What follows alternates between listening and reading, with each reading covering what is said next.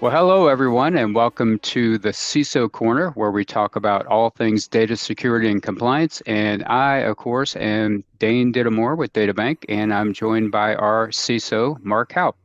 And our very special guest for today is Dustin Childs from Trend Micro. Good morning to you both.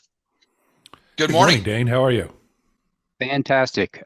Today's topic is really centered around Trend Micro's zero-day initiative. But before we do that, I'd like to allow Dustin to give everyone a little background on himself. Well, hello, everyone. I am Dustin Childs. I'm head of threat awareness for the Zero Day Initiative. I've been in this industry since 1997. Started out in the Air Force, in the Information Warfare Center, tracking hackers. And after that, I went and worked for Microsoft for a while, doing Second Tuesday at the MSRC. So that probably means I rebooted your computer at some point. So let me apologize for that right now. And then at the end of 2014, I came over to the Zero Day Initiative. And now, as I said, I head up threat awareness. So I look at all of the threats, kind of combining our threat intel feeds and seeing what's out there, and then communicating that out to customers and press.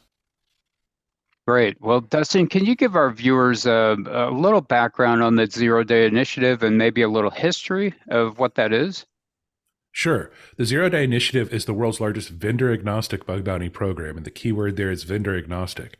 It means we buy bugs in all sorts of software programs like Microsoft, Apple, Adobe, Google, Cisco, IBM, Dell. You kind of get the picture. Where if there's a bug out there, we're probably going to be interested in looking to buy it. And what we do with that threat intelligence as we purchase it is we build virtual filters and virtual patches for Trend Micro products, especially the tipping point IPS, and send those out an average of 80 days ahead of the vendor patch, because we then report the bug to the vendor for resolution. And we put them on the clock. We give them 120 days to put out a security patch for everyone, or else we disclose some of the information publicly so that defenders can take action. And that makes sure that vendors don't ignore our reports as they might for some other people. We've been doing this since 2005. So we've been doing this for quite a while. And last year was our busiest year ever. We published just over 1,700 advisories. So business is good. We're buying a lot of bugs. We're fixing a lot of bugs. And it's a really fun job to be at because we get to impact a lot of people. Wow. Well, what is a zero-day exploit for those of us who are not familiar, me included? Sure, a zero day is simply a bug that has been known by the vendor for 0 days. And I really don't even know where the term originates, but that's what the term means. And there's really two types of 0 days that we focus on: 0 day exploits, like you said, and 0 day vulnerabilities. A 0 day exploits are those bugs that are getting really exploited in the wild. They're very rare. They tend to be very expensive and used by very advanced threat actors. 0 day vulnerabilities, however, are bugs that exist but haven't been exploited yet. And really, that's what we're buying, is we're buying those 0 day vulnerabilities before they become 0 day exploits and getting them patched. So that's really what a 0 day is. Leading on from that, though, is once a bug gets patched, it becomes what we call an end day. It's been patched for n number of days. Now, end day exploits are very common because bugs are hard to find until the patches come out and they say, here's your bug. And then they reverse engineer the patch, and then end day exploits happen within 48 to 72 hours after the patch is made available. Right, right. So, Mark, I think you had a couple of questions here. Yeah, I want to jump in with a couple of questions and let's dive down just a little bit on these kinds of things. So, there's a lot of people out there that are probably interested in the fact that you call this a vendor agnostic program, Mhm. but yet Trend is heavily involved, apparently, and very clearly in actually purchasing the bugs and then communicating with the various vendors.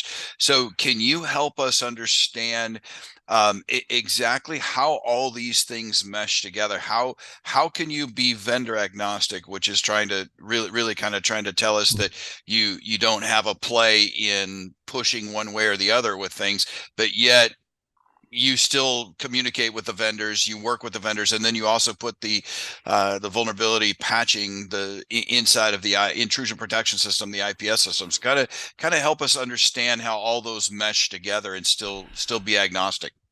Right. Well, the original purpose of the ZDI was really to enhance the threat intelligence and the research done by, Hmm. at the time, tipping points. So we're researching into lots of different topics to make our products better and to add filters, signatures to our products. So we enhance that by purchasing bugs in essentially what our customers are using. And that's one thing that we look at very closely is what are our customers using and making sure that we're buying bugs in those products. So when we say vendor agnostic, that's how it really plays out is that we're looking at whatever vendors our customers are using, whatever threats are really out there. We're purchasing those bugs as much as we can, integrating that threat intelligence into trend products, and then reporting the bugs to the associated vendor for resolution. Okay, great.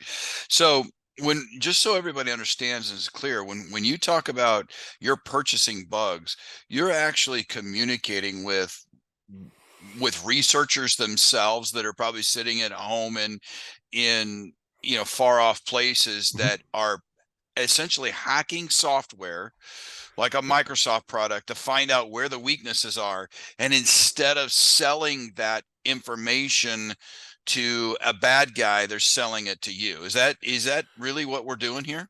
Yes, and we work with people from around the globe too. So 6 continents, haven't scratched off Antarctica yet, but we work with people around the world, and these are people who are finding bugs. And when you find a bug as an independent security researcher, you do have options. You can go to a criminal marketplace, you can go to an exploit broker who's going to resell it to a government or something like that. And we try to provide that third option, which is a legal option, by the way. We actually, like in the U.S., we'll send you a 1099 if you send Mhm. us a bug. Uh, we provide an option for them to monetize their research. In other words, get paid for what the hard work that they do, and they get the feeling that they know that they're fixing something too. They know that their research isn't going to be used for the purposes that might be other than great. That if you resell to a government or an exploit broker, you never know how your research is going to be used. Maybe it's used for good for law enforcement. Maybe it's used to oppress reporters. You just don't know. Can you give our viewers just a little bit of a background on how we use Trend Micro's tipping point to protect our clients? Yeah, absolutely. So all of our managed services clients and those co-location customer clients that want to sign up for our managed internet services have the capability of using the tipping point intrusion protection system. And this is a fabulous product because it operates at all the way from, the OSI models all the way up through layer 7. It actually has application protections in it. And as Dustin was talking about, one of the biggest, most advantageous pieces of this product is the fact that it does virtual patching. So when Microsoft or PaperCut or Adobe releases a patch or identifies that there's an exploit out there or a vulnerability out there, more than likely that has already been patched on the IPS system in a virtual manner and protecting the environment for days or even weeks in advance because of the ZDI, the zero-day initiative that we just spoke of. There's been a number of times where I picked up the phone and called Trend Micro and said, hey, we've got this situation going on. Our customers are asking about it. And they're like, oh, yeah, that was taken care of a month ago, 2 months ago, whatever the case may be. And, just to show you how important that is, the especially within our federal systems and our high security environments, a lot of the regulations out there require patching for critical events in 15 days or even 0 days. Immediately get the patch, deploy it. But really, Department of Homeland Security says 15 days, 30 days for the mediums, and then 60 and potentially 90 for some of the lesser vulnerability items. Well, within our FedRAMP process, we can sit there and say, hey, we not only comply with that through actual patching, but we have things taken care of 0 day, prior to 0 day, even when things are released because of the virtual patching piece. So the intrusion protection system is an incredibly robust product that can protect your environment from all sorts of attacks that go on out there, not just the patching, but other things as well. So how would you advise a SaaS provider or even a cloud service provider like DataBank, but say one of our customers, a SaaS provider who is developing code and is perhaps getting an email from a a researcher, let's call them, or somebody that's out there trying to find the bugs, and they say, hey, I have found a bug in your software, and if you pay me X number of dollars, I'll show you where it's at. How do you advise that they respond to that or don't respond to that? So if you don't have an existing bug bounty program, I don't recommend responding positively to that situation because there's a very fine line between asking for a bounty and extortion. So what I would recommend first is make sure you have a place where people can actually report bugs, whether it's secure at company.com or pcert at company.com, some sort of place that says, hey, if you found a bug, send us a bug, send it here.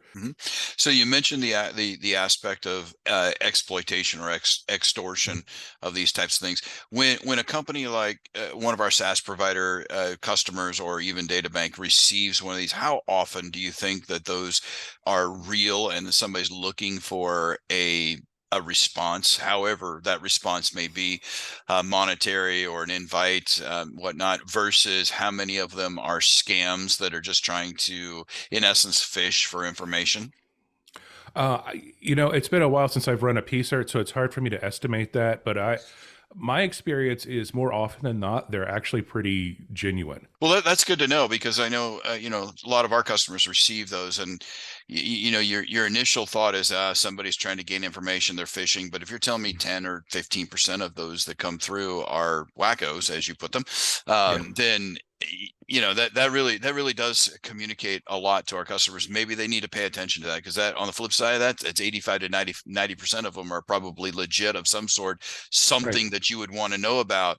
Maybe if you've got a real life example of how one of these researchers had approached you, you went through that process that resulted in you communicating with a vendor, let's say a Microsoft or somebody like that, and of course you're more than welcome to protect the innocent by changing names. But maybe you can give us a real world type of example where something like this has occurred that has actually had a positive impact upon a patch getting released or something along those lines. But Sure.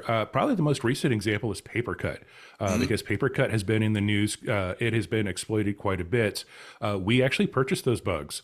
So a researcher contacted us, said, hey, I've got some remote code execution bugs in PaperCut. And we said, wow, those are serious bugs. Yep. Here's some cash. We worked with PaperCut. We made our signatures, released them for our products. PaperCut released their patches. So patches were out there. And then about 45 days after the patches were available, that's when we saw active exploits start up and really get widespread. right. So we're getting those patches out there before the bad guys have a chance to really wrap them up. And if your patch process is mature enough, then you're not going to be affected by that. But Yeah. that's one area. There's a lot of other areas in Microsoft and Apple, Adobe, especially. Like last year, we had, I think, 75% of Adobe bugs came through our program. Mhm. So a lot of bugs Right. come through our program. And this is a great opportunity. So for us to, both of us, to again profess the importance of patching, because you get these exploits that are presented to you. You work with PaperCut, for example, to develop the patches, to inform them of what's going on. They put the patches out there available for the end user to deploy, and then 45 days later, the world is being brought to its knees who uses PaperCut because people hadn't patched them. 45 days is more than enough time for a patch, even in the most safe manner, if you will, of testing and deploying, from development to production, for that patch to be deployed. So this is our opportunity. Patching is absolutely important, because you in your role can only do the research, intelligence, investigation, and if we on the end user side are not utilizing that intelligence and doing the patching, that's where the failure occurs. Yeah, and that's why I talk about in-day exploits so much, because the like I said, the 0-day vulnerability was hard to find, and that's why we paid for it. The in-day was much easier to find because they had to reverse engineer the patches and then build the exploit off of that. And you're right, patching is one of the best things that you can do. Do you have a way that people can contact you if they need to get more information, or if they need to potentially provide you with some information as well?